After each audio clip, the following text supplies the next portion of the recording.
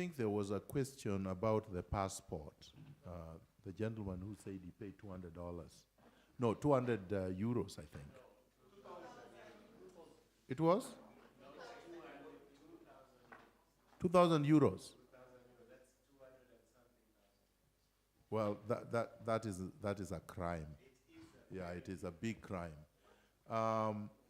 The Constitution of Kenya 2010 gives everyone a right to the passport of Kenya.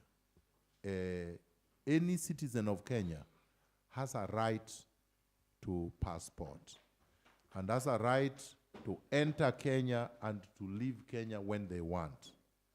It's not a privilege. The passport is a right. Then, of course, there are administrative charges. Those administrative charges, if they have to be legal, must be uniform, must apply to everyone the same. Because we don't have classes of citizens, like in India, where they have the caste system, where they have the upper caste, the lower caste, and those people have less rights than everybody else. In Kenya, we have only one class of citizens, and that is a citizen of the Republic of Kenya. Once you get citizenship by birth or through naturalization, the payment to get access to services, including passports, must be the same. I saw the announcement by the minister saying that people living in the States, for example, United States of America, will pay more. And I think even within the States, people who live in New York will pay more than people who live in Chicago. And that's just not legal. So anyone will challenge that in court, and it cannot hold, because it is purely illegal. You don't need a lawyer to challenge that kind of pronouncement.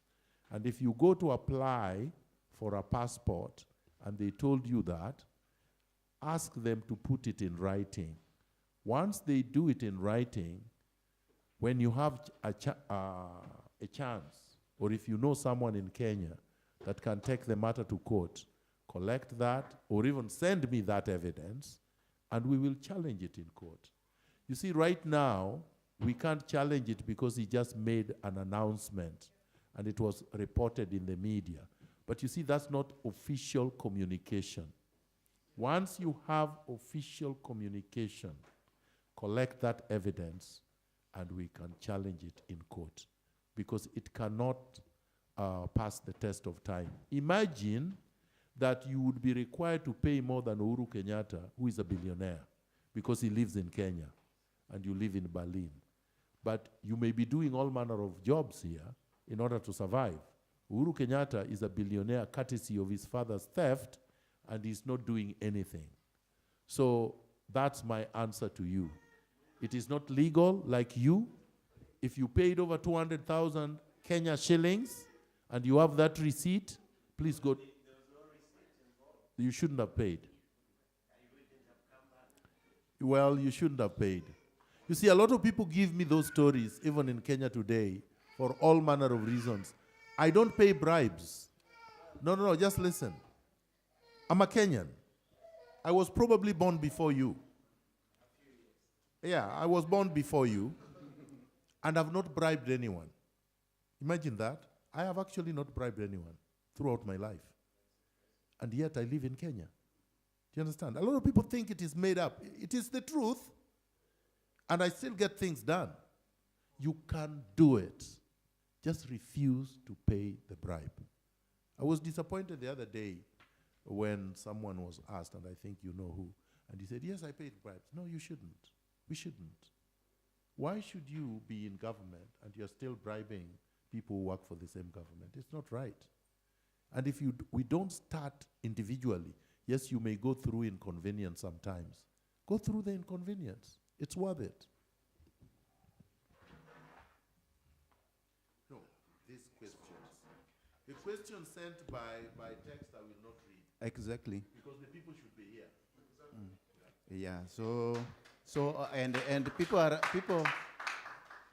people are asking inside this room that they want to ask direct. I think that's No, they should write the questions in on paper See, the thing so is, that it becomes we have to change this habit that once rules are put, you want to change them to suit you individually. Then you are not ready to live in a country governed by the rule of law. This is the same thing we were talking about regarding the passport. So now you want a rule that only applies to you. You are not special. We are all the same. The same rule will apply to everyone. And I don't make exceptions. Yeah. Yeah, I think I like you, Miguna. Okay, you people hand in the questions so that we move on, please. And if you don't have questions, it doesn't mean you are stupid. I think you are convinced already, and you are going to spread the news. Problem. Yeah. Yeah. So I hope it is in English, and this is a question? Okay. So, Miguna, could you please elaborate the function of the People's Assembly and its role to the NRMKe movement and the liberation as such? Number one, the People's Assembly was not an organ of the NRM. The People's Assembly was an organ of NASA. And NASA and NRM are not the same. And the reason why the People's Assembly was put in place, but now dissolved, was so that they can go, and I participated in some of them, they go from county to county to county and make the county assemblies pass a resolution. There were two resolutions the People's Assembly made. One is that they didn't recognize Uhuru Kenyatta as the legitimate president of the Republic of Kenya. So that was the resolutions that were made. That is why I don't like this handshake very much, because we spent money, effort, and energy, and we convinced different counties to do this. And they met, and they gathered, and they passed resolutions. If you want to undo those things, you have to go back to them. You can't stay in Nairobi and tell them that I've dissolved you, and as if it was a joke.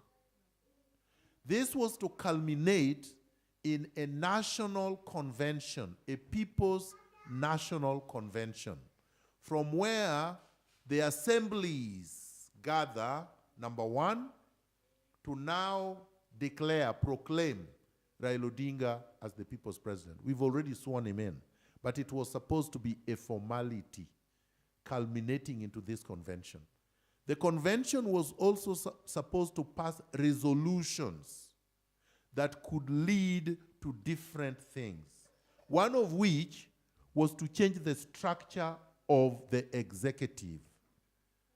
Because as you realize, the presidency right now is just as dominant as it was before under the one-party state. And there have been genuine concerns that if it is left unchecked, we are heading headlong into another one-party state.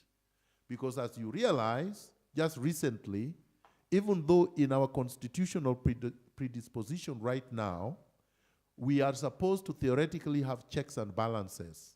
We have institutions checking the executive. We have parliament. But the demagogues have reduced parliament into a barking dog. You know, parliament now cannot do anything because they dominate it. And they tell the Speaker of Parliament what to do. They tell members of Parliament what to do, what laws to pass, what motions to bring, which ones to pass and which ones to reject. So they have taken over Parliament. They are threatening the judiciary. It is only in my case and the media case that the judiciary has consistently passed or made decisions, orders, issued orders, and judgments that are consistent. They have not contradicted themselves. And they have insisted that the executive must obey court orders. But in many other instances, they have actually divided the judiciary so that a court in Nyeri makes a decision different from a court in Kisumu.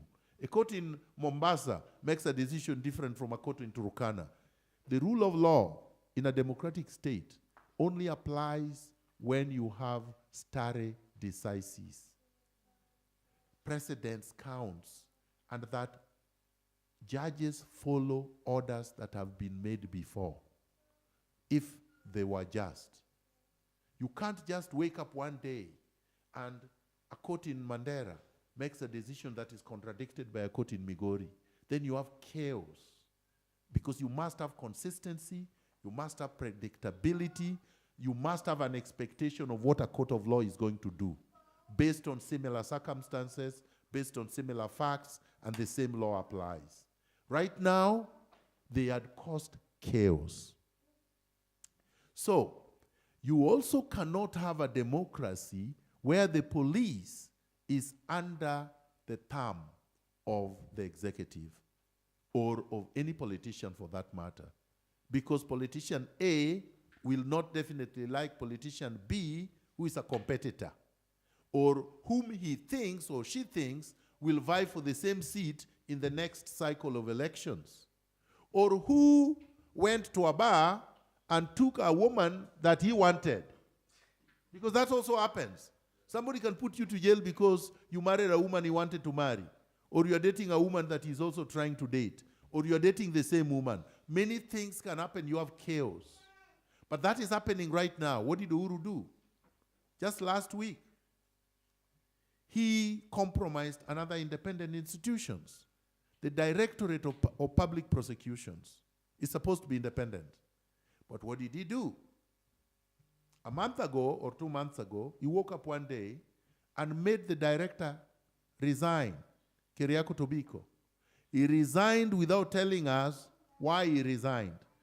And he did not tender his own resignation. The president nominated him as a cabinet secretary, and then we heard that he had resigned. So he left an independent constitutional office to become a cabinet minister. That was not allowed. That is not allowed under the same constitution, because poaching constitutional office holders weakens the institution. But he did worse. He did not just poach the head. He then woke up one day and has nominated and appointed a director of National Intelligence Service as now the director of public prosecutions. So what that will do, can we have some quiet, Mr. Thomas? Let me tell you why that is dangerous. The Directorate of Public Prosecutions is supposed to be an independent body that examines all criminal cases brought by the state. So the police allege that Thomas here or myself have committed crimes. So they go and investigate, whether they investigate thoroughly or not, but they bring the evidence, and the public prosecutor, the director, and his officials are supposed to look at it and decide which ones to try and which ones do not meet the threshold not to try. If you control that office, you will persecute your enemies. That is why they charged me with a crime they knew they could not prove. Because what I wanted to ask them was this, and why they did not take me to court is this. If Uhuru Kenyatta is saying that I've sworn Raila in and therefore committed treason, he will have to produce evidence from the server that he won. So he has to open the server. And he does not want to open the server. And he knows I'm claiming that I've seen what is in the server. So disprove my case. Open the server. The moment you open the server, his legitimacy comes into question. You lost an election, but you are purporting to be the president. So that is why they had to claim that they deported me. So no, there was no relationship between the People's Assembly as such and NRM. But NRM supported the People's Assembly initiative. Now it has been dissolved. It does not affect NRM because it was not our merit. I was not doing it. Other people were doing it, and they were not doing it as NRM. And the people who were doing it are not members of NRM. So, for example, Ndi headed that initiative. He's not a member of NRM. And all of them were not members of NRM. But of course, they could support NRM. We have no problem. You may support even without being a member, because we don't even have membership cards. You simply support the cause. That's how movements are run. So, and then saying that, I think I've answered that. Given the lack of staying power among our youth nowadays, do you have any confidence that we can attain a critical mass of youthful leaders to transform Kenya anytime soon? And then he goes on to commentate, it seems the older, more disciplined breed of leaders are still here to stay, be it in academic, industry, or public service. I think you've spoiled your own question. Number one, nobody lives forever. We all die. So there's nobody who will stay. You say there's here to stay. There's nobody here to stay. You're all going to die. It is just a question of when.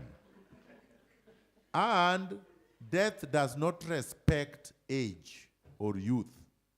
You may think you are young, but you may die before me. You could even die this night. I don't know. I don't want you to die, but you could. You could even die tomorrow. Anybody can die. So, number two, youth is a transient stage. It is not permanent. All of us have been youth. There is no older person who has not been youth. So there is nothing you know as youth that we don't know, because we passed through that stage and we felt and thought the same way. So acquit yourself of such presumptions. We've all been youth, the people you think are old. Three, there is really nothing intrinsic that affects you as youth that does not affect us. Some may affect you more. Unemployment affects everybody. Even as somebody who is a parent, unemployment affects me, because if my son or daughters are not employed, it does affect me, because I want them to be employed. If they are going to be economically dependent on me forever, it affects me, because I want them to be economically independent. If they are going to beg, it affects me, because I want them not to be beggars. I mean, so, and if it is political persecution or prosecution, it again affects all of us. When they are shooting, the police bullets does not distinguish between youth and age. It's just a bullet. And when they shoot and you are in a crowd, they can kill a young person, they can also kill an older person. During one of the demonstrations, you saw a man drive his vehicle through people. One of the people whom he fell was an old veteran of demonstrations, a man who belongs to the ODM, and whom you have seen with oranges all over his body. He's not young, he's an old man, but he was there at Uhuru Park on the 30th of January. So there is nothing that you can say will only affect youth. But yes, you say that the youth nowadays lack staying power. I don't know what that is. On the 30th of January, we had about, or probably even more, than 1 million people in Nairobi at Uhuru Park and around Nairobi supporting the cause. The majority of them were youth, like the majority of people in Kenya. The youth make about 65%, because the mortality rate in Kenya is very high in terms of the adults dying before their age. So the majority of people in the Republic of Kenya as we speak are actually youth. People aged between, so let's say, between 18 and 35. That's the majority of the people. And they have staying power. They are members of the NRM. They are fearless. You saw them chasing after the police all day long for 5 days without stopping until I was released. Is that somebody who doesn't have staying power? When you saw them welcoming Raila Odinga from the US on the 17th of November, and they were being shot at, and they are covering, shielding us, because I was one of those people they shielded. I was in a vehicle. I was not walking. But they were walking with us beside the vehicle. And every time we were shot, they came on top of the vehicle. Literally, physically. They covered us from police bullets. Physically. You all saw that. Is that a person I can say does not have staying power? What is this staying power other than somebody taking a bullet for you? A man came on the same procession with his hand cut into two. And all he asked me, Mheshimiwa, you have some money so that I can go to the hospital. I gave him 1,000 Kenya shillings. He took the motorcycle and he went. His hand was in two. 2 weeks after that, before I came from the US, he was still in the US, a group of men called me. They want to meet with me from Babadogo. I met with them at Gigiri, what is this thing? Where people take tea. Java, in Gigiri. I met them at Java. They were about 7. One of them was seated just in front of me, but to the side. And he kept on doing this. He kept on doing this. I ignored it for a while, and we went on with the meeting for a while. Towards the end, I asked him, you've been shaking your shoulder occasionally. I mean, what is wrong? He took off his jacket. He opened his shirt. He took out his arm. His arm was cut into 2. During the demonstration, he had no money to go to the hospital. So he went to Mama Lucy, a hospital. They told him it would cost 50,000 to do an operation to stitch his hand back together. And he didn't have the money. He did not come there to complain. He wanted to meet with me because he wanted to join the NRM. That's why I was meeting him. With his hand split in 2, this man was not complaining. He was not telling me that he was in pain. He was not telling me that he was injured during the November 17th walk from the airport. I extracted that from him when they were almost leaving. Had I not asked him what is happening with him, he would not have told me. He was not complaining. I arranged, he went, he had a surgery, his hand was stitched back together. But that is the youth you are saying does not have staying power, my brother. The youth deserves a lot of respect. Given what they have gone through, given what they are going through right now on a daily basis, given the fact that this is a youth that is mainly comprised of graduates, some of them with 2 degrees, many of them with skills that they can't use to earn a living. I don't know what staying power is. The youth in Kenya is a very courageous cadre of the population. They are hardworking, they are determined, but occasionally, as life is, they behave in a way that you think is less respecting because that's the only way to survive. So when they go to rallies, they may sing this way or that way to get a few kitu kidogo. That because they want to survive, not because they want to do that. The moment they see something different, the moment they see a genuine movement, they join. They are always ready. We, the so-called leaders, are the ones that have not given them respect. And I'm saying they deserve the respect. They deserve for them to hear that what they have been doing, we are affirming. We are encouraging them. We are leading them in the right direction. And that we are not phony. We are not conning them. So that after they have pushed us to the next level, I go and eat with Uhuru Kenyatta and forget about them. That's what I don't like. That is what we should be talking about. Not them. Don't blame the victim. Thank you, thank you. We have more questions.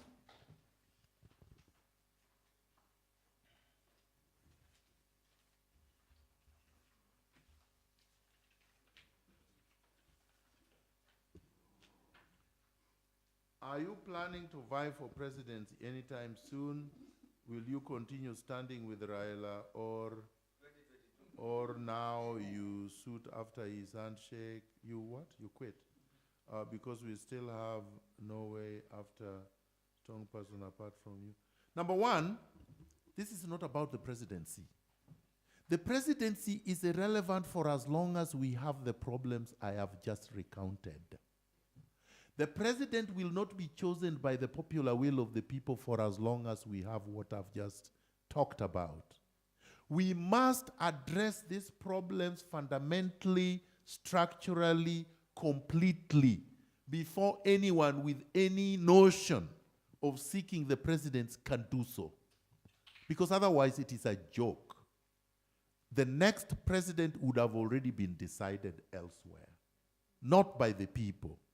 And that is what we want to stop, so that the people can decide that by themselves. If it reaches a point that we achieve that, and we want to achieve that very quickly, then yes, why shouldn't I run in a free and fair election and let the people decide? I would, after that, be able to consider that question. But until then, I can't, because I would be stupid. I would be saying that I can fly with this vehicle I came with to the moon, and I know I can't. Would you be flying to the moon? Mr. Miguna, would you be flying to the moon? How? So, we must address that question first. Will you continue standing with Raila? I don't know what you are asking me. Raila has joined Uhuru Kenyatta. I can't join Uhuru Kenyatta. So on that question, no, I can't. But of course, if he's not with Uhuru Kenyatta and with the despots, and he's talking my language, the language of transformative, revolutionary movement to make Kenya equal, equitable, and to have justice for everyone, I have no problem. And it's not just him. Raila is only one man. I will work with anyone interested in that agenda. Yeah. We get to this point where you are elevating one person above everybody else. You shouldn't. You shouldn't elevate me above everybody else. It's not right. I am only one man. I'm not perfect. I make mistakes. People should be able to correct me when I make my mistakes. All right? So like here, if I came and said something inappropriate, you should stand up there and protest. You should tell me, no, that is not right. You shouldn't say that. I accept. If you bring reason, you bring logic, you bring facts to be able to convince me or convince the majority of the people here that I said something inappropriate, by all means. But if you're doing it maliciously, no, I will say, give me the reasons. I have given my reasons. Let them convince you otherwise. So far, I have not had any reason whatsoever. They're saying it is a personal commitment between two people. Kenya does not belong to two people. It cannot be a commitment of two people. If it was a commitment between political parties, I could take it much more seriously. Then the next question is, has NASA dissolved? Or ODM dissolved and joined Jubilee? Are the two parties the same ideologically? So then why, if they are the same, why were they contesting on August 8th? Why did we reject the outcome of those elections? Why did Raila withdraw before October 26th? You see, if the same conditions still appertain, then if nothing has changed, what are you telling us? Because we are not stupid. So why would you want me to stand with that? Why do you want me to betray myself? Why do you want me to contradict myself? Why do you want me to dishonor the death of the people I have talked about? Why would you want me to do that? Why would you want me to be like a typical hypocritical con man whom the average Kenyan politician is? Just looking after his skin, looking after his pockets, trying to see how much he can steal from the public. Why would you want me to do that? Why do you think that is right? Because that is what is implied in this question. That conmanship is right. Doing things hypocritically is right. Right? The reason why Raila Odinga has been famous and has been popular is not because of this. It's not because he was a flip-flopper. It was Kalonzo who was supposed to be a flip-flopper, not Raila Odinga. Kalonzo is the one who said he's coming to Uhuru Park, and I had his oath, and he never showed up. So why would doing things like Kalonzo be good? Just because somebody else has done it. We must stand on principle. Then this one. Because we still have no any other strong person apart from you now. I'm here. So if you think I'm strong, am I dead? So what are you complaining about? You understand? And then finally, I'm not the only one. Don't think that 45 million Kenyans are not strong just because they have not been given the opportunity or because they have not risen up. History is a very, very important subject. In movements, we say, leaders emerge organically. You know, there was no NRM 6 months ago, and now it is here. And 6 months ago, you did not think that I would be in Berlin. I never thought I would be under the same circumstances, but now I'm here. Because that's how things work in life. So tomorrow, there will be somebody else. There will be 10 Migunas, 100. I hope there will be.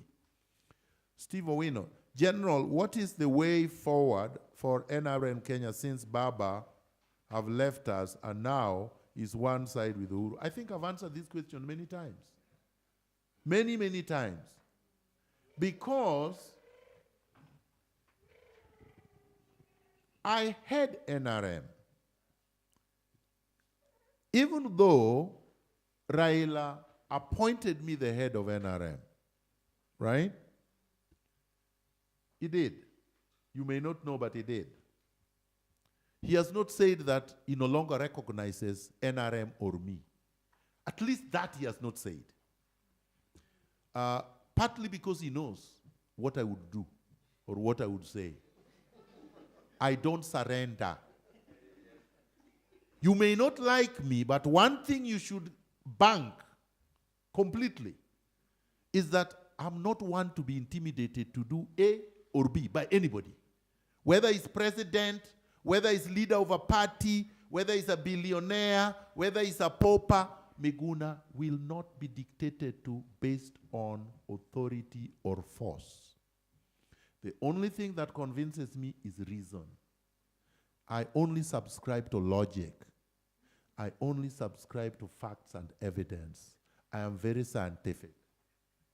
So now that we are ending, do you fear for your life? As I said, we are all going to die. So all I have decided, which you may not have decided, is that I'm going to die standing up, not on my knees. That's the difference. Because you're all going to die. Some of you are going to die on your knees. I've decided that I'm going to die standing up. Let's give a standing ovation to Miguna. Standing ovation. Standing ovation.